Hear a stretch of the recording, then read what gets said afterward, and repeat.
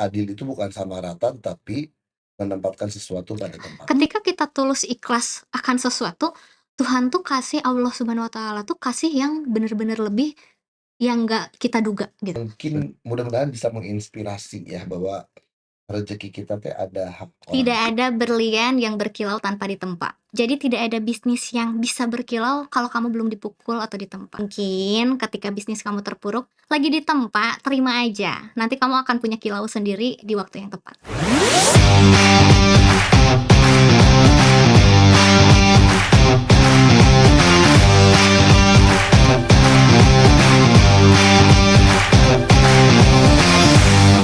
Assalamualaikum warahmatullahi wabarakatuh. Sampurasun wargi Jabar. Ketemu lagi di Ubar BT, Usaha Jabar bareng P3W, podcastnya Diskup Jawa Barat. Pastinya masih sama saya, Edi Brokoli. Ulah bareng RTW, mendingan nonton podcast Ubar BT karena ini akan mengobati kebetulan kalian karena isinya banyak manfaatnya di seputar pendidikan, perkoperasian, dan wirausaha di Jawa Barat. Ya, dan menghadirkan narasumber-narasumber yang top markoto pokoknya mah ya. Dan saksikan ini dan dengerin ini di Spotify sampai selesai karena nanti di tengah-tengah mungkin ada surprise untuk kalian semua warga Jabar. Oke, di episode kali ini kita kedatangan narasumber yang biasanya narasumber Ubar BT itu pelaku usaha, ada produknya baik itu jasa ataupun produk yang jelas lah saya menjelaskannya. Yang ini rada antik jika nama ya, karena saya bingung juga. Tapi baiklah, kita jalani saja. Narasumber kita adalah Rima Permatasari. Selamat datang Neng Risma Permatasari yang mau kita sebut sebagai influencer UMKM dan juga owner dari Ritme Kreatif. Kela. Nah, di sini dulu. Influencer UMKM teh gimana Neng Rima?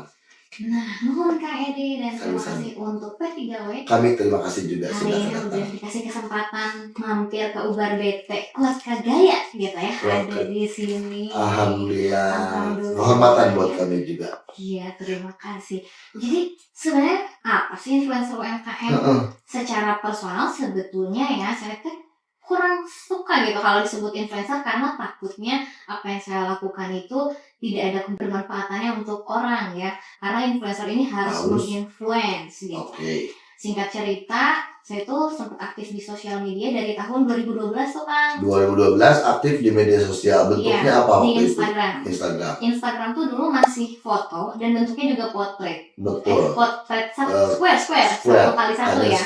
Hanya square aja. Nah, tapi pada masa itu tuh saya aktif sama teman-teman tuh ikut Instameet, ikut perkumpulan teman-teman yang komunitas Instagram, diajarin ngedit, diajarin foto. Pada saat itu cukup membranding gimana nih sosial media saya tuh beda gitu ya, benten sama batur, nggak mau sama-sama yang lain. Jadi waktu itu semua foto yang diupload itu dari kamera, semuanya serba proper, semuanya serba oke gitu. Terus lama-lama brand-brand di Bandung kan pada zaman dulu masih zaman Facebook, mungkin Kak Edi ngalamin ya, di Facebook tuh foto clothing identik banget sama di dinding di nopakutnya digantungkan versi foto kaos. Ya kan, ngalamin ya. Katalognya teh hanya sebatas itu, promosi zaman dulu tuh. Lama-lama salah satu branding cloth di Bandung tuh, Rima boleh nggak kamu cobain pakai produk kita, tapi nanti tag kita ya. Oh iya boleh. Waktu itu cuma dikasih kaos dulu awalnya teh. Lama-lama mulai banyak tuh branding cloth di Bandung, karena Bandung juga pernah jadi kota clothing. Harusnya sih sampai sekarang ya. Ayo bangkit kembali. Bandung tuh waktu itu masih identik banget. Si clothing tuh lagi marak-maraknya banget. Ada yang mulai nawarinnya teh, foto bareng yuk. Tapi nanti aku cuma bisa traktir bakso. Hanya aku gitu, dan resepnya centil teh suka foto. Ikutan foto, dibayar ku bakso. Ada yang mulai bertahap tuh, yang tadinya cuma dapat 1 baju, lama-lama Rim boleh milih 5. Sok ambil aja. Tapi belum bisa bayar fee. Bertambah lagi, jadi ternyata kok seru juga ya dan menarik juga. Pada saat itu clothing masih baru memulai media sosial yang gimana sih cara visual mereka iklannya biar menarik gitu. Mulai dapat fee dan lain sebagainya. Lama-lama jadi sering bantuin UMKM gitu. Tapi menariknya UMKM bahwa sebetulnya UMKM ini kalau nanya rate card, sempet ya aku juga di masa-masa kayak star syndrome gitu, kalau UMKM gak mampu bayar segitu aku mending tolak gitu. Pernah dong Kang, kan sok cantik dulu ya. Emang sekarang enggak, masih cantik sekarang juga. Dan Itu jadi saya aset pernah masuk ya. Tebak sekali jokes bapak-bapaknya. Sayang. Terus waktu masih centil itu lah ya. Foto-foto aku segala rupa senang. Terus lama-lama karena hasil menabung dari photoshoot per brand ke brand lain, coba deh aku juga buka bisnis gitu. Coba deh buka usaha. Waktu itu usahanya cemilan, karena mikirnya kalau cemilan itu habis orang beli lagi gitu kan asumsinya. Aku coba chat ke influencer kenal-kenalan aku, gimana bisa bantuin aku nggak nih di sosial media promoin. Ternyata dia ngasih rate card, terus dengan syarat-syarat yang term and conditionnya pada saat itu untuk aku sebagai UMKM kok berat ya, kayak dia pada tahun kurang lebih 2014an minta fee satu postingnya tuh di harga 900.000 dan minimal produk yang diberikan itu 10. Jadi kan ngomong modal teh kayak, loh modal saya ngiklan ke kamu teh geus leuwih ti modal urang dagang gitu ya Kang gitu. Dari situ mulai berpikir bahwa ternyata yang saya lakukan pun jangan-jangan selama ini salah. Kamu jadi ngerasain jadi orang yang berhadapan dengan red card. Betul, gitu. Jadi ngerasain ternyata rasanya jadi UMKM yang ingin berjuang memperkenalkan produk kok sesulit ini ya kepada influencer gitu.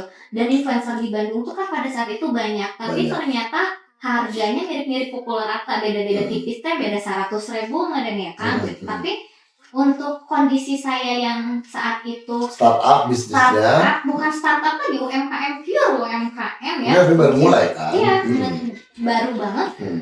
Aduh, berat gitu. Berarti dengan modal 10 juta asumsinya aku hanya bisa ngepromosi 10 akun, dan ternyata secara persentase tidak bisa banyak yang bisa aku reach out kan. Nggak bisa tahu ya berapa sih yang balik lagi jadi pembeli kita. Di situ aku mikir, berarti aku harus merubah diri aku nih. Mungkin kemarin aku nggak baik gitu melakukan hal kayak gitu. Mulailah di 2016 tuh alhamdulillah qadarullah insaf ya saya teh. Jadi langsung aja dapat ilham dari Allah kayak, udahlah buka endorse bayar seikhlasnya. Kamu umumkan? Saya upload di sosial media. Di Instagram kamu atau sekarang akun apa yang paling banyak followernya? Instagram, TikTok? Sebenarnya di Facebook, Instagram dan TikTok tuh sama, cuma kalau TikTok ke suspend ya, jadi waktu itu udah hilang. Jadi balik di Instagram. Kamu umumkan, para pelaku UMKM kalau mau aku promosiin bayar seikhlasnya. Wait, di sini dulu. Bagaimana kamu mendeskripsikan mereka UMKM yang punten ya, deserve untuk disupport? Kita nggak bilang bantu atau mereka kasihan atau enggak, sama sekali saya tidak bermaksud itu ya. Support ini mah, aku juga support banyak yang ke rumah kopinya enak, aku posting ya. Kalau mau bicara red card mah profesional ya. Mereka mungkin punya kesanggupan, tapi udah dengan senang hati juga aku support dengan produknya enak juga ya. Nah maksudnya apa namanya tadi pertanyaannya, bagaimana memilahnya? Pada saat itu aku memilahnya dengan followers. Jadi followers di bawah 100 itu boleh join ke program aku. Okay. Nah, yang menarik dari endorse bayar seikhlasnya ini adalah aku tuh tidak memonopoli rezeki. Maksudnya gini, dari uang yang masuk, asumsikan satu UMKM misalnya ngasih 200.000 nih kan ya. Tapi uang itu tuh akan aku tabung. Setelah aku tabung, aku bagikan sembako, atau aku itu akan membeli pedagang keliling yang benar-benar dia menanggung bawa dagangan. Jadi aku tidak menjadikan uang itu tuh sebagai pendapatan aku, tapi aku mikirnya aku juga pengen berbagi, aku juga pengen luar biasa sekali.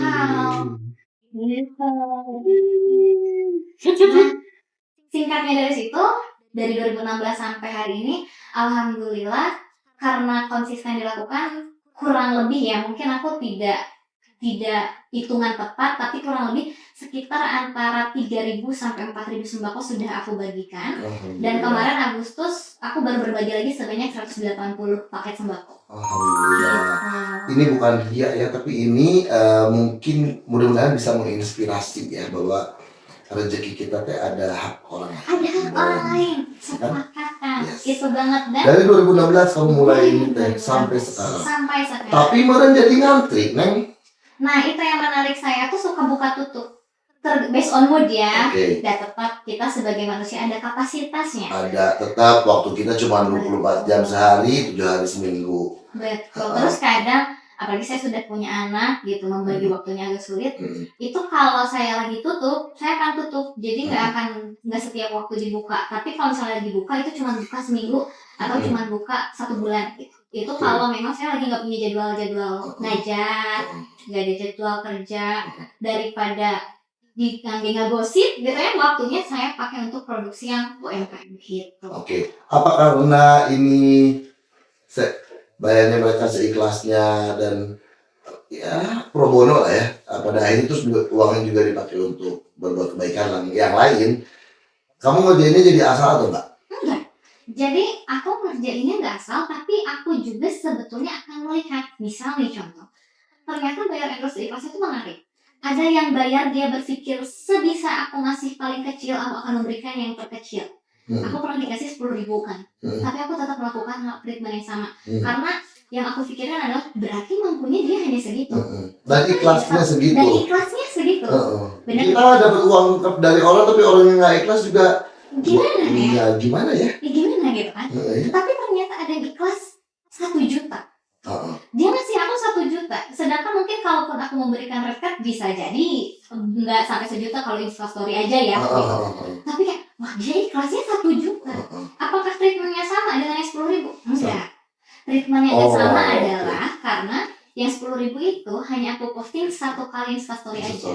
Tapi yang 1 juta ini selama 1 bulan setiap minggu, dan aku juga upload di Reels. Sebenarnya nggak ada perjanjian Reels kalau bayar endorse ikhlasnya. Kan judulnya seikhlasnya. Saya jadi nggak tahu ikhlasnya dia itu ikhlasnya menghargai atau enggak gitu ya. Tapi tetap dikerjakan dan tetap oke lah video untuk promosi. Berarti kamu menganut prinsip adil itu bukan sama rata, tapi menempatkan sesuatu pada tempat. Ya, jangan berpikir adil itu sama rata, tapi adil itu bukan sama rata. Menempatkan sesuatu pada tempat. Terus dari yang 1 juta ini saya upload Reels juga, dan setelah itu beberapa waktu kemudian saya juga belanjain di dia senominal yang mirip-mirip, karena maksudnya gini, ketika orang menghargai kita, kalau bisa saya sih menghargai lebih gitu ya. Jadi siapa yang ngajarin kamu kayak gitu teh? Ngajarin ya mama mungkin ya. Mama masih ada? Alhamdulillah orang tua dulunya masih ada. Tante membesarkan anak yang luar biasa. Masya Allah. Jadi seikhlasnya teh ini penting banget ya. Ikhlas orang teh beda-beda, kemampuan orang beda-beda. Tinggal kita harus percaya aja, dia ikhlasnya segini, dia mampunya segini. Kita dirasa untuk mengembalikan lebih dari yang dia berikan. Terus kamu belanjakan untuk apa tadi kamu? Pedagang keliling. Nah, tapi kan ini juga menarik sih ya, lucu. Dibilang lucu nggak lucu banget, bukan lucu ya, konteksnya buat aku menarik, satu hal yang luar biasa. Waktu itu kondisinya bapak tukang buah ini tuh stroke sebelah, jalannya udah pincang, tapi dagang buah tuh kan berat, buah mangga. Emang dipikul, bukan didorong pakai gerobak? Dipikul, karena kebetulan rumah aku tuh kan daerah Cipaku yang mana nggak akan bisa pakai roda, jadi nanjak turun gitu. Ya. Terus si bapak itu tuh udah jam 4 sore kayak, "Bu Larissa, ada bapak kan kayak wih minimal gitu, kayak nggak bisa pulang karena belum ada yang beli gitu." Si bapak itu kan rumahnya saya lupa daerah Majalaya atau daerah mana, tapi yang jauh banget, dia kan udah memikul terus belum ada yang beli. Terus saya bilang, "Pak, kalau ditimbang ini berapa nih?" Nanti tuh yang pengen tahu aja, saya nggak bilang mau beli, tapi belinya cuma 2 kilo awalnya kayak. Pas lama-lama si bapaknya ngitung, kayak cuman sekitar 300 ribuan gitulah, 2 setanggungan teh guling teh. Pak, udah weh dibungkus per 2 kilo saya beli setanggungan. Terus bapak bilang, neng asli pak. Sebenarnya kalau memang saya udah punya alokasi dana sendiri untuk hal itu kan. Tapi saya juga memilah-milih kan kadang sok ada tukang dagang tuh aji mumpung ya. Ada. Ketika kita nanya harga dipakeun gitu. Nah itu saya suka agak males dan belanja seperlunya aja. Ya itu mah naluri juga akan menjawab sih dengan sendirinya. Naluri akan menjawab. Nah si bapak ini tuh udah mah jujur gitu kondisinya stroke. Waktu itu saya dikasihin lebih tuh plus ongkos. Terus si bapaknya sampai kayak nangis gitu, seumur hidup belum pernah dibeli sama orang tuh sampai setanggungan. Nggak tahu bapaknya ngedoa apa sampai luar biasa doanya tembus ke langit pada saat itu.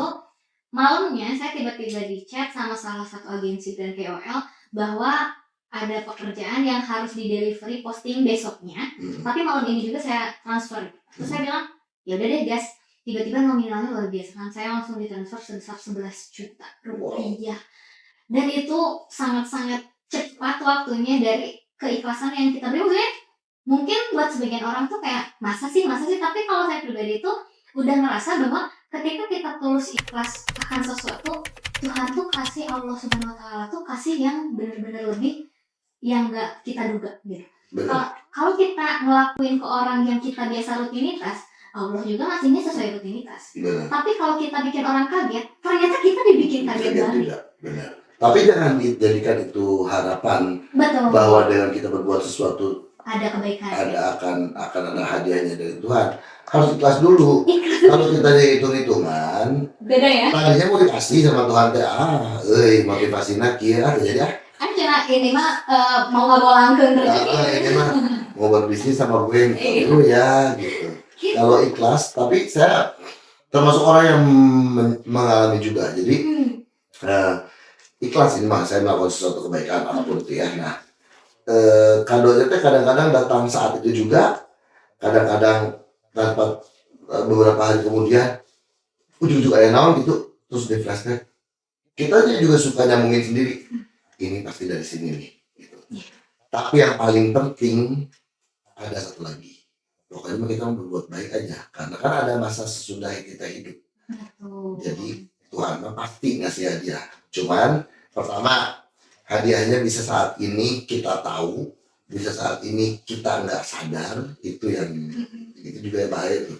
Sebenarnya Tuhan udah ngasih hadiah, tapi kita nggak sadar aja bahwa itu hadiah dari Tuhan ya, kemudahan lah yang tanpa sadar kita dimudahkan sesuatu. Yang paling bahaya kalau kita lupa bahwa mungkin itu tabungan untuk nanti. Itu sama intinya sehat, terus dijauhkan dari malah bahaya, itu tabungan yang buat aku sih luar biasa ya Kang ya. Dan itu kita suka lupa. Dan baru kerasanya kalau sudah kejadian kayak ya Allah, alhamdulillah ya bukan itu. Jadi singkat ceritanya influencer UMKM tuh kayak gitu. Kayak gitu awal bukan singkat itu mah singkat. Dan durasinya juga habis untuk segmen satu. Boro-boro singkat akhir. Oke. Baru mau aku tanyain, tapi seru pisan ya. Jadi highlightnya kurang lebih gara-gara bikin harga untuk pelaku UMKM, kena batunya karena dia pelaku UMKM juga kebentur harga. Jadi aja itu timbul ya, luar biasa sih. Ternyata tingkah pola sendiri juga yang membuat memotivasi kamu untuk jadi bikin program bayar seikhlasnya, dipromosiin sama akun Instagram kamu yang followernya sudah di atas 40.000. Centang birunya bukan bayar. Ya, dan kita bahas sedikit algoritma kreatif itu apa jadinya. Nah, jadi nyambungnya sama yang tadi awal foto-foto, karena berawal dari banyak brand di Kota Bandung ternyata tidak punya tim yang proper untuk melakukan fotografi. Waktu itu masih kuliah semester 4, tapi kan kalau saya berbakat ya, bakat butuh. Jadi segala gitu dikerjain. Waktu itu bersama teman-teman kita bikin tim produksi periklanan. Jadi kita bikin untuk UMKM atau brand apapun itu, meskipun brandnya pada akhirnya bukan hanya brand UMKM ya, bahkan sampai sekelas Sony Musik tuh kita handle juga. Keren. Jadi pas semester 4 masih sama tim yang lama, kita bikin tuh periklanan segala rupa sampai hari ini. Cuman pada Namanya saat itu Ritme. namanya belum Ritme. Pada tahun 2020 ditetapkanlah bikin PT sendiri. PT-nya namanya Ritme Kreatif. Ritme Kreatif. Kenapa Ritme Kreatif? Advertising kah atau apa disebutnya berarti? Pengadaan visual branding. Pengadaan visual branding. Ya, jadi kita udah kerjasama sama beberapa kementerian juga untuk mempromosikan Indonesia. Jadi billboard yang Ritme lakukan itu udah ada yang dipasang di Ladan, ada yang di taksi Tokyo, terus guidebook buku tentang Indonesia, Wonderful Indonesia, gitu itu ada banyak macam-macam yang kita kerjain. Tapi itu mainnya ya, sebenarnya main bisnisnya itu. Kalau yang influencer tadi itu aku lebih ke ketika waktu luangnya, namanya periklanan kan nggak tiap hari ada kerjaan ya kan. Itu kan proyekan dan tender-tenderan ya. Jadi ketika ada waktu luang, aku pakai waktu luang aku tuh untuk jadi aktivis sosial, aktivis lingkungan, aktivis UMKM juga. Lebih banyak mana waktu yang diluangkan untuk itu sama jadi itu influencer UMKM yang dibayar seikhlasnya dan memutarkan hasilnya untuk kegiatan sosial? Sebetulnya kalau kegiatan itu terbagi banyak activity ya, jadi nggak ada yang dominan. Mungkin satu sisi juga karena aku tuh agak ada ADHD ya, jadi aku tuh agak cepat bosanan sama sesuatu, jadi emang harus berganti-ganti, bergerak terus gitu. Jadi dari hal tersebut, kalau memang aku lagi good mood, open endorse versi kelasnya, aku open endorse versi kelasnya. Kalau aku lagi kayaknya udah terlalu capek atau udah jenuh karena kayak abis ide gitu ya, oke aku ke ini deh, aku ngelanjutin dulu yang si aktivis ikut waktu itu gimana gitu. Karena aku pernah juga jadi delegasi Indonesia ke Youth Conference di Bangkok untuk mewakili dan menjelaskan sebenarnya di Indonesia tuh keadaan dari youth itu sendiri, keadaan lingkungannya seperti apa, terus promosi yang ideal itu sebenarnya gimana. Oke. Nah, di segmen berikutnya kita akan bahas seberapa pentingnya media sosial untuk pelaku UMKM dari seorang influencer UMKM, udah keburu begitu yang disebutnya, dan juga owner Ritme Kreatif Rima Permatasan. Tetap di Ubar BT.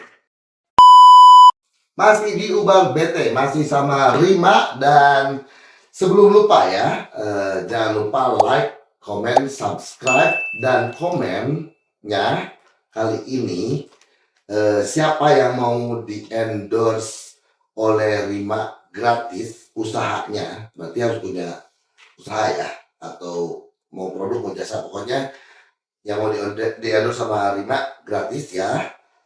3 pemenang, caranya acung aja aku mau gitu ya, di kolom komen, bukan di Instagram, di kolom komen aku mau, dan sebutkan 3 episode favorit dari tayangan Ubar BT, yang mana aja yang kalian paling suka. Nanti kita akan kurasi yang 3 terbaik, yang 3 memenuhi syarat akan dapat endorsan gratis dari Rima. Go, mulai dari sekarang, sok nonton dulu berarti semua episode Ubar BT-nya yang mana yang paling favorit, dan ngacung, dan harus qualified tadi. Syaratnya sekarang apa berarti? Minimum follower. Kalau kalian sekarang sih kebanyakan yang beli followers ya, jadi followers tuh udah nggak jadi patokan. Tapi mungkin karena ini udah di P3W, syaratnya mereka sudah follow akun P3W. Oke, sudah follow akun P3W pastinya. Sudah subscribe Ubar BT, sudah follow akun Rima. Lalu gunakan hashtag misalnya P3W bareng Rima. P3W bareng Rima. Oke, itu cukup. Ya, sok siapa yang mau di endorse sama Rima gratis. Tadi saya sampai mana ya, sampai lupa. Kenapa penting sosial media? Kenapa penting media sosial di bisnis, di UMKM, kita bicaranya di bisnis UMKM dari sudut pandang seorang Rima. Oke, kenapa penting sosial media untuk UMKM? Sebetulnya ada beberapa hal yang jadi menurut aku penting untuk dibahas. Satu, mengenai sosial media ini tuh terukur. Karena kita bisa tahu berapa orang yang klik on posting yang kita post, lalu kita reach berapa, lalu sebenarnya ada berapa orang yang berlalu lalang di sosial media, itu lebih terukur dan kita bisa mengevaluasi based on that. Nah, tapi ketika promosinya konvensional, katakanlah kita pasang billboard di Cihamplas, kita nggak pernah tahu berapa ribu mata yang melihat, meskipun ada berpuluh-puluh ribu mobil yang lewat setiap hari. Belum tentu pandangannya ke situ. Belum tentu pandangannya ke situ, itu tidak terukur. Dan secara efisiensi kita jadi nggak bisa tahu nih efisiensinya tuh dari mana. Tapi kalau misalnya pakai sosial media sudah terukur, kita juga punya jangkauan kita bisnisnya, mau skalanya misalnya Bandung saja, atau Bandung lagi pengennya Cihamplas aja, nggak mau nyampe ke ujung Berung, misalnya kayak gitu ya. Gendernya mau laki-laki aja, usianya mau berapa aja, semua bisa semua bisa kita setting. Bisa disetting, kita mau target market kita yang mana, kita mau sesuaikan. Iya. Personanya juga kita bisa lebih tahu. Terus mungkin karena basicnya aku di periklanan ya, buat aku. Katanya psikologi kamu teh. Kan kuliah psikologi, tapi kan pas semester 4 udah kerja. Jadi ya beriringan antara kuliah dan kerja. Jadi kan tahu juga ya. Psikologinya memang bukan psikologi psikologi bukan klinis. Ya. Tapi dulu aku kakaknya klinis di rumah sakit jiwa Magelang. Next emang segala yang dicagap teh itu sih ya teh iya mah. Namanya juga ADHD. Ya. Oke, terus. Oke. Dari situ karena basic kamu periklanan ya. Buat saat ini kalau ibarat cinta tuh turunnya dari mata ke hati. Nah, belanja juga sama kan. Orang itu akan melihat dulu knowledge produknya gimana, brandingnya gimana. Misalnya minimal ya, kalau kita mau belanja di online, kita tuh akan lihat ini akunnya tuh bener nggak dagang, apakah kita takut kena tipu atau gimana, kan kita harus lihat penampilan. Jadi penampilan dari si UMKM itu sekarang di sosial media. Kalau dulu mah yuk ya tokonya di Cihamplas, orang ke Cihamplas, yuk ada tokonya di Trunojoyo, kita ke sana. Kan sekarang enggak. Sebelum ke Trunojoyo, kita akan cek dulu di sosial medianya. Kira-kira TikTok sekarang TikTok sudah mulai menggeser Google. Karena dia perputarannya itu bisa lebih dari 2 juta miliar manusia per hari. Wah gila. Untuk TikTok apa ya? Melakukan aktivitas internet gitu ya. Jadi itu tuh jadi penting. Cuman memang sosial media saat ini juga berbeda dengan sosial media zaman dulu. Yang zaman dulu tuh kalau advertising itu langsung tok ngiklan. Tapi sekarang mereka juga berbisnis dengan kita. Yang mana si iklan ini akan dibikin kitanya juga ketergantungan untuk ngiklan lagi. Karena kalau dulu mah cuman ngiklan 15.000 udah bisa kan nge-reach banyak banget. Kalau sekarang tuh udah 15.000, pokoknya per kliknya harganya 20 perak misalnya. Ya berarti dibagi 20 perak. Dan itu jadi mereka juga mungkin hasil evaluasi ya dari periklanan. Tapi gak apa dong. Nggak apa-apa, tapi kan terukur tadi. Terukur. Kalau kita masih memerlukan dan memang bagus dampaknya ke bisnis kita, terusin aja. Iya. Terus? Dan memang sorry tuh Kak. Dan memang kan bisnis mah harus ada biaya promosi kan. Betul. Tapi yang terukur. Yes. Terus meskipun aku ada di seorang influencernya itu sendiri, tapi aku tuh sangat adil tadi ya. Jadi ketika aku menjadi konsultan untuk bisnis orang lain, aku akan menyampaikan bahwa kalau kamu menggunakan influencer, ini buat teman-teman influencer, sorry aku juga nggak ada maksud gimana, cuma si influencer ini memang kenyataannya tidak lebih dari 3% followers dia yang bisa kita reach out as a customer kita. Jadi aku selalu menyampaikan, kalau tujuannya dari perusahaan ibu dan bapak pengen followersnya si A, yakin nggak? Karena belum tentu ke reach out semua, misalnya belum tentu kita bisa dapetin semua. Dan ditambah lagi dengan harga satu posting 30 juta misalnya, worth gak untuk bisnismu? Lalu apakah orang yang melihat itu suka terhadap personnya atau suka terhadap produknya? Jadi aku selalu menyarankan influencer ini untuk awareness, dan juga influencer ini untuk lebih produknya tuh nyata di dunianya itu ada gitu ya. Ini berarti kamu sudah masuk ke area pentingnya menggunakan influencer dong. Ya penting sosial media dan influencer kan berkaitan ya. Karena kan influencer ini tidak bekerjanya melalui sosial media. Soalnya pertanyaan aku yang berikutnya itu, maksudnya media sosialnya dulu seberapa penting dimiliki oleh bisnis UMKM, kemudian menggunakan jasa influencernya. Kalau menggunakan jasa influencernya yang tadi itu selalu aku pertimbangkan untuk lebih baik. Ini tuh jadi nyambung bolak-balik ya. Lebih baik dana tersebut dialokasikan plotting di sosial media. Misalnya kita punya 30 juta, daripada endorse satu influencer untuk satu Instastory, mending 10 juta Facebook, 10 juta Instagram, 10 juta TikTok, yang mana itu semua terukur. Dan secara pengenalan personal lekatnya lekat ke produk, tapi bukan lekat ke persona influencernya. Oke. Gitu. Jadi si sosial media ini penting banget untuk jadi wajah, untuk jadi apa yang UMKM ini tuh pengen dikenalnya gimana sih? Gitu. Taruh value yang pengen dia bawa, dia pengen si audiens persona yang diharapkan jadi pembeli dia itu tipikali orang-orang seperti apa, dengan 30 juta tadi dibagi di sosial media ini kan jadi penting ya sosial medianya. Di luar itu, sosial media ini juga sudah bukan jadi nomor satunya banget dalam promosi, karena kita tuh harus ada yang namanya kolaborasi. Nah, apa itu? Kita harus punya kolaborasi pentahelix. Jadi bukan hanya dengan iklan aja, tapi misalnya kita kerjasama sama akademisi misalnya. Produk kita itu makanannya nilai gizinya tinggi. Misal endorse ya akademisi yang nggak followersnya nggak banyak, tapi kan apa yang dia sampaikan itu valid. Oke. Dari misalnya ahli gizi. Ahli gizi. Misalnya. Based on profesionalitas dia bisa menyatakan bahwa produk ini aman loh untuk bapak misalnya gitu ya. Kemudian pemerintahan. Pemerintahan juga. P3W misalnya. P3W. Bahwa misalnya produk kamu pernah jadi apa tuh namanya juara di UMKM Jawa Barat misalnya gitu. Terus secara bisnis to bisnisnya kan kalau orang terus berpikir bahwa bisnis kita itu one man show, sekarang sudah bukan zamannya one man show bisnis, tapi kolaboratif bisnis. Misalnya bisnisnya Rima X Kang Edi Brokoli, ada sharing profit dan lain sebagainya, tapi kan kolamnya Kang Edi juga bisa jadi kolam saya. Nah, jadi itu yang penting di dunia bisnis di UMKM, bahwa UMKM ini harus membuka mata lebar-lebar dan open minded bahwa persaingan UMKM itu sebenarnya bukan lagi sama orang lain, tapi dengan diri dia sendiri, dengan UMKM-nya sendiri ya. Apakah UMKM dia hari ini sudah lebih tumbuh dari kemarin atau belum? Karena zaman juga terus berputar. Dan cepat sekali. Dan kalau mau one man show, kolamnya itu aja. Gitu.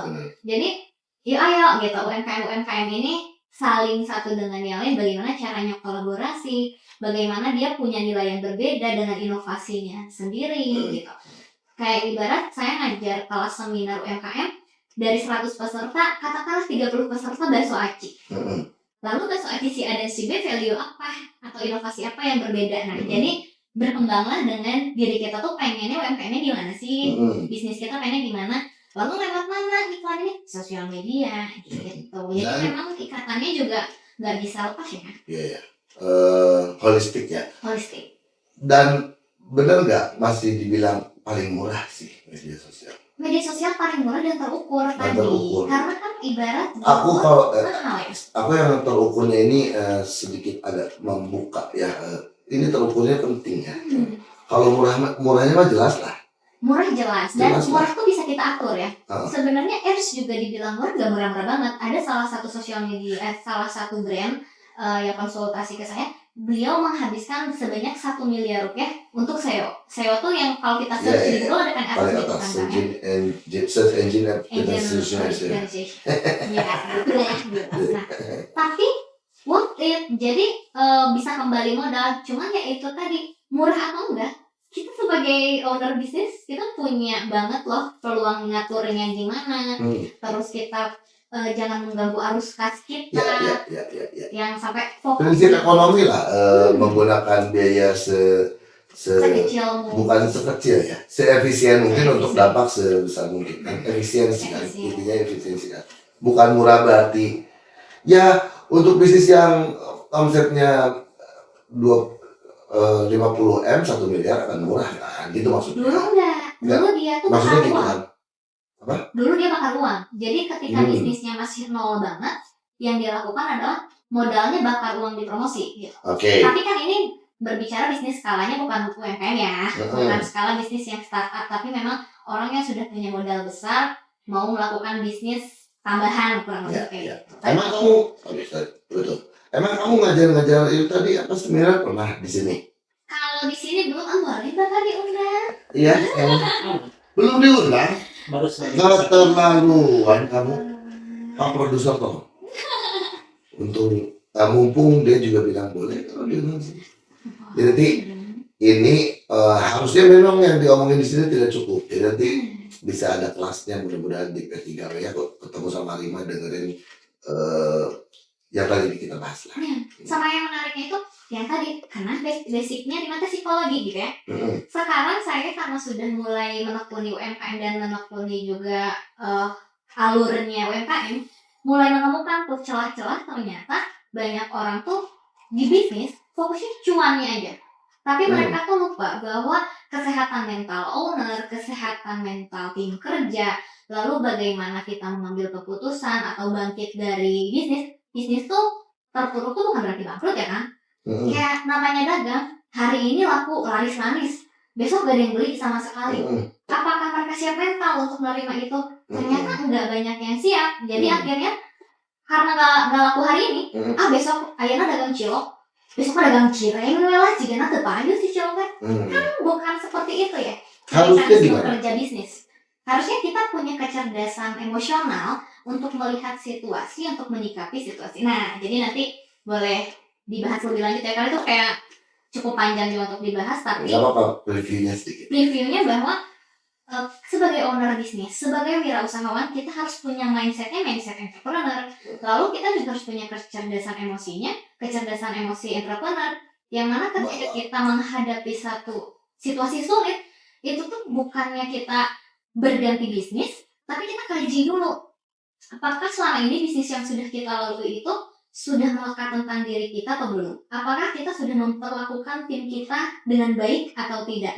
Turnovernya tinggi misalnya, bisa jadi dating mereka ownernya atau apa kan kita nggak pernah tahu ya. Tapi itu bagian dari kecerdasan emosional yang mana ternyata kompleks ya dunia wirausaha ini, dan psikologis jadi salah satu hal utama ketika ownernya mindful, ketika ownernya punya kecerdasan dan kontrol emosi yang baik. Pegawai tuh ternyata willing loh untuk melanjutkan dan mempromosikan juga, yang jadi loyal, jadi mereka merasa oh iya aku tuh harus ada di sini karena yang aku tadinya bukan siapa-siapa, bersama owner ini aku jadi grow up. Jadi kayaknya aku harus bareng deh sama owner ini. Kan ada ya perasaan-perasaan yang orang lain tuh tadinya lebih milih pindah kerja, tapi dia lebih milih aku mendingan selangkah tapi pasti kita tumbuh ngereya dibandingkan aku pindah-pindah kerja jadinya hejotihang gitu. Hejotihang itu mak? Hejotihang teh kan kerja pindahan gitu kan, bahasa Sunda. Ya artinya tuh gimana? Kerja teh pindahan, misal hejotihang. Iya, Mbak. Masa hejotihang? Anak muda tapi peribahasa Sundanya jauh lebih bagus dari aku. Hejotihang itu gimana? Hejotihang tuh gini kan, misalnya sekarang kerja di P3W sebulan, besok kerja di mana sebulan, besok di mana sebulan, tapi dia tidak menyelesaikan pekerjaannya dengan baik. Iya, jadi luputan, luputan. Yang luputan dipindahan. Dia stuck sebetulnya. Secara kemampuan dirinya dia stuck di situ karena berpindah jadi. Karena banyak ya pertimbangannya. Apakah orang tersebut juga merasa pekerjaan ini tidak menjadi sebuah tantangan buat dia, terus kayak jenuh kerjanya kok gitu-gitu terus, atau dia merasa percuma ya, kayaknya gak akan ada pengembangan dirinya deh, atau bisa jadi kalau perkara gaji beda cerita, tapi kan setiap orang punya 1001 alasan dia pindah. Tapi kita as a owner, gimana caranya kita nge-press supaya turnover itu di perusahaan kita kalau bisa kecil deh, jangan deh setahun satu juga gitu kan, karena sebisa mungkin. Karena kan kalau ada pergantian orang nol lagi dong kan, harus mengenali knowledge produk, mengenali knowledge perusahaan, dan itu takes time banget. Wow, dari obrolan awal influencer UMKM sampai psikologi yang sedalam ini, luar biasa ya Rima ini ya. Luar biasa. Kita akan akhiri ini dengan sedikit pertanyaan yang menjurus ke psikologi tadi ya Rima ya. Kalian masih nonton kan? Jangan lupa ya. Tadi aku udah bilang komen siapa yang mau di endorse gratis sama Rima tinggal ngacung aja. Aku mau. Jangan lupa harus menyebutkan, harus follow dulu akun Instagramnya Rima. Ini akun Instagramnya. Akun Instagramnya P3W Jabar. Ini Diskup Jabar ini, dan subscribe Ubar BT pastinya, dan sebutkan 3 episode favorit dari Ubar BT. gunakan hashtag P3W bersama Rima. Bareng Rima. P3W bareng Rima. Nanti akan dipilih 3 terbaik yang dikurasi akan dapat endorse gratis dari Rima. Nah, sekarang ke soal psikologi ini mungkin kita kapan-kapan bisa undang dia lagi ya, soal psikologi berbisnis. Mudah-mudahan beliau dengan segala kesibukannya yang tidak cicing ya tadi kan dia sebenarnya dia state aku tuh tidak cicing, jadi hari ini alhamdulillah sih aku mau datang ke sini hari ini karena tidak cicing. Terima kasih. Nanti kayaknya kita mesti ngobrolin soal psikologi bisnis ini karena penting ya. Nah, pertanyaan saya, seorang berbasis psikologi pernah nggak jatuh dalam berbisnisnya? Ya, namanya juga hidup. Tidak ada manusia yang lepas dari yang namanya cobaan dan hambatan ya. Bukan hanya di dunia bisnis, tapi mungkin di banyak hal lain. Cobaan terberat apa di dunia bisnis yang pernah kamu rasakan? Di dunia bisnis masih baru sih dan ini masih hangat ya, dan ngaruhnya ke psikis. Jadi beberapa bulan lalu tuh aku berbisnis, tapi uang modal yang aku keluarkan itu belum kembali, dibawa kabur sama salah satu vendor dengan angka yang lumayan 3 digit ya gitu. Buat aku sih fantastis karena aku UMKM yang belum punya modal yang miliar-miliar, tapi hal itu tuh cukup ngeganggu cash flow kerjaku ya. Yang mana tadinya cash ini tuh bisa berputar untuk modal selanjutnya dan sebagainya. Orangnya tuh udah hilang nih 1 bulan. Tapi kan buat aku di dunia bisnis tuh berat. Terus ditambah lagi sebelum menjadi ritme kreatif, aku punya tim juga yang beda-beda. Ternyata ada pengkhianatan. Yang mana pengkhianatan ini ketika orang sudah lihat uang, sifat aslinya akan muncul gitu kan ya. Singkat ceritanya pada saat itu tidak ada kejujuran dari bisnis yang kita lakukan yang akhirnya tuh merugikan, pecah lah. Dan pecah itu bukan hanya sakit sebagai bisnis, tapi kita sebagai teman jadi sakit kan, kayak lu tuh udah bareng sama gue dari nol, bareng-bareng. Kenapa? Bisa-bisanya kayak gitu. Dan itu tuh mengganggu ke bisnis, mengganggu ke yang lain-lain karena satu yang tadi ya sama aja kayak turnover ya, kita harus cari lagi partnernya, nol lagi. Belum tentu orang yang kita dapat ini punya kemampuan yang sama. Iya. Ritme kerjanya. Lalu dengan kita punya taste tertentu sama satu pekerjaan, belum tentu dia kan sama gitu kan. Nggak, hampir bisa dibilang nggak akan ada lah. Nggak akan sama persis nggak ada gitu. Dari pergeseran nilainya, pergeseran timnya, lalu kita jadi ada worry kalau mau kerja sama orang itu, jadi worry ini dia bakal bisa dipercaya nggak ya gitu. Trust issue. Jadi trust issue sama orang yang mau kerja sama. Seberapa mengganggunya itu semua yang terjadi itu? Ada 2 nih, yang satu ditipu dibawa kabur sama vendor, satu dikhianati oleh partner. Ya. Seberapa mengganggu ke cukup lama, tapi kan yang tadi ya harus ada kecerdasan emosi. Bagaimana kamu keluar dari situasi? Ya gimana kita punya coping stressnya ya kan hal tersebut. Nah jadi kalau misalnya pada saat itu pastilah ada fase down. Tapi di fase down itu ketika kita memanfaatkan diri untuk mengkaji lebih dalam, jangan-jangan baliknya emang religiusitas ya kan ya. Jangan-jangan Allah tuh tahu sesuatu yang dia lakukan dan sangat tidak baik sehingga memisahkan kita dari sekarang sebelum menjadi lebih buruk. Kalau kita berprasangka baik sama Tuhan, itu paling sama Allah itu paling baik. Karena kan menurut takdir adalah hal terbaik. Betul. Dan Tuhan yang paling tahu rencana buat kita kan, bukan mah kita hanya pelaku ya. Ya, kita yang hanya berusaha kan. Yang paling tahu, yang punya master plan-nya kan Tuhan kan. Master plan-nya Allah Subhanahu wa taala. Dia namanya bisnis atau dikhianati berat dong, tapi ketika rasa ikhlasnya sudah hilang, dikasih tenang. Setelah dikasih tenang, oh ya udah, daripada lanjut sama dia tapi ke depannya kita nggak tahu akan ada apa lebih buruk lagi, mending berhenti sekarang ya udah. Tapi pertanyaannya adalah gini, bisnis apa ya atau jalan yang mana yang aku lakukan? Apakah aku harus switch bisnis? Kan yang tadi ya. Apakah aku harus switch bisnis ataukah aku harus memulai kembali dengan men-training orang dari nol. Tapi men-training dari nol, aku juga pernah orang udah jadi dia kerjanya orang lain gitu. Namanya hidup selalu ada reaksi yang tidak bisa kita prediksi. Lantas yang mana yang kamu pilih? Lantas yang aku pilih waktu itu adalah memulai kembali dengan orang yang sangat aku percaya, yaitu aku bareng suami. Oke. Ya, bareng suami mulai lagi dengan catatan bahwa apapun yang kita lakukan tuh harus terbuka, dan kalau ada sesuatu yang ketidakcocokan itu tolong disampaikan. Tapi karena namanya rumah tangga, kan posisi suami itu otomatis ada di leader ya. Tapi dalam bisnisnya sometimes aku jadi leader dan itu cukup mengganggu rumah tangga juga. Nah, ada conflict of interest. Konflik. Nah, setelah kayak gitu, akhirnya punya jalan tengah. Saya punya PIC untuk menyampaikan apa yang pengen saya sampaikan ke suami. Jadi pakai pihak ketiga dulu gitu untuk menyampaikan informasi, tapi supaya jadi profesional. Tidak emosional. Tidak emosional, dan itu berlanjut sampai sekarang alhamdulillah. Terus ternyata memang jalan terbaik adalah tidak bersama orang yang itu, terus memulai yang baru. Yang semua yang terjadi sama kita tuh sebuah pembelajaran kok gitu, dan tidak semua tuh ada di teori. Kalau nggak ngalamin sendiri belum tentu ada pendewasaannya terhadap diri kita gitu.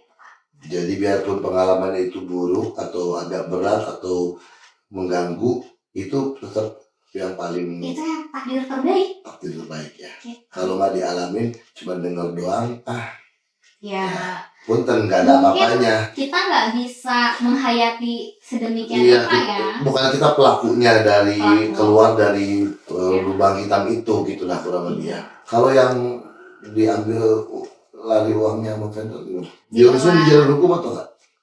Sebetulnya tuh ini tuh masih di tahap dilema, tapi saya dan suami itu udah berprinsip bahwa kayaknya tidak akan membawa ke hukum, tapi jadi pelajaran untuk kita. Terus dalam bikin agreement, karena agreement itu sangat penting. Nah ini pernah dibahas di beberapa episode sebelumnya. Kita juga pernah menghadirkan memang yang paham di bidang hukum. Iya, jadi agreement ini penting, dan kenapa tidak bisa lanjut ke jalur hukum? Karena pada saat itu ada sesuatu agreement yang kita salah dalam agreement. Nah, jadi kayak yang nanti percuma dibawa ke hukum beda. Karena buat beloknya tuh jadi liar gitu. Jadi liar. Liaran ya. Kayak liaran. Kalau dibawa ke jalur hukum pun karena kita nggak prepare di awal, ini kelemahan kita. Berarti sudah ada di tahap diikhlaskan DIY.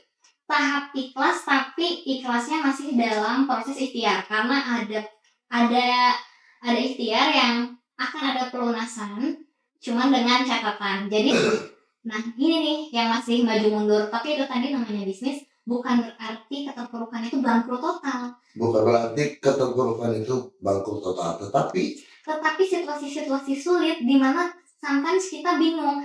Kita itu kayak deadlock, mau maju kagok, mundur nggak bisa gitu jelas ya. Tapi kan situasi itu pasti relate banget dong sama UMKM, apapun case-nya ya. Entah case permodalan, entah case-nya rating untuk kerja, distribusi dan segala rupa, itu pasti terjadi gitu. Jadi ternyata terpuruk bisnis kita sekarang juga lebih sama zaman digital, beda lagi kan terpuruknya. Ada yang komen bad di Google review, itu bisa jadi keterpurukan bisnis kan. Jadi orang yang tadinya belum tahu sama sekali pas ngecek Google review, ternyata reviewnya jelek, pertimbangin lagi deh buat kesana. Nah kan itu juga jadi salah satu keterpurukan, yang mana reputasi bisnis kita jadi minus yang tadinya baik-baik aja. Iya, sesuatu yang baru ya. Sesuatu yang baru.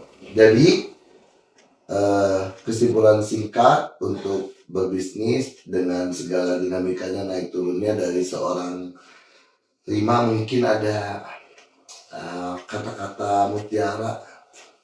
Ada mutiara, dia mah permata soalnya. Iya, bukan mutiara sari. Bukan mutiara sari ya, permata sari. Jadi yang tipis-tipis mirip permata berlian deh ya. Kata-kata permata kalau dari. Kata-kata permata dan kata-kata berlian deh ya. Berlian. Oke.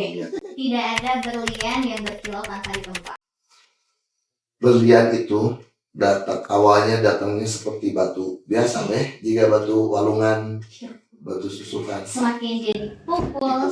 Semakin dia maaf ya, emosi banget ibunya gitu. Semakin dia dipukul, dipukul, dibakar dengan Iya.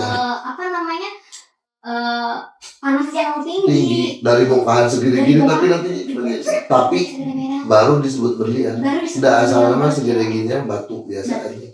Jadi tidak ada bisnis yang bisa berkilau kalau kamu belum dipukul atau ditempel.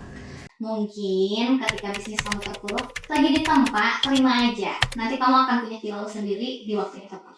Itu nggak perlu ditambahin lagi. Terima kasih banyak Rima. Mudah-mudahan Pak Produser dan tim berkenan untuk mengundang lagi ke sini, dan kalian juga yang komen undang lagi Rima. Nanti kita akan undang lagi dengan topik yang lebih seru lagi pastinya. Tonton terus Ubar BT. Terima kasih sekali lagi Rima. Semua usaha bisnisnya dan kegiatan sosialnya sukses terus, dan semoga bisa menginspirasi. Yang disampaikan oleh Rima tadi di sini bukan ria, tapi semata-mata mudah-mudahan bisa menginspirasi kita bahwa ada rezeki yang kita miliki adalah bagian dari orang lain. Salam buat suami, buat semua di Ritme Kreatif. Kita ketemu lagi di Ubar BT berikutnya.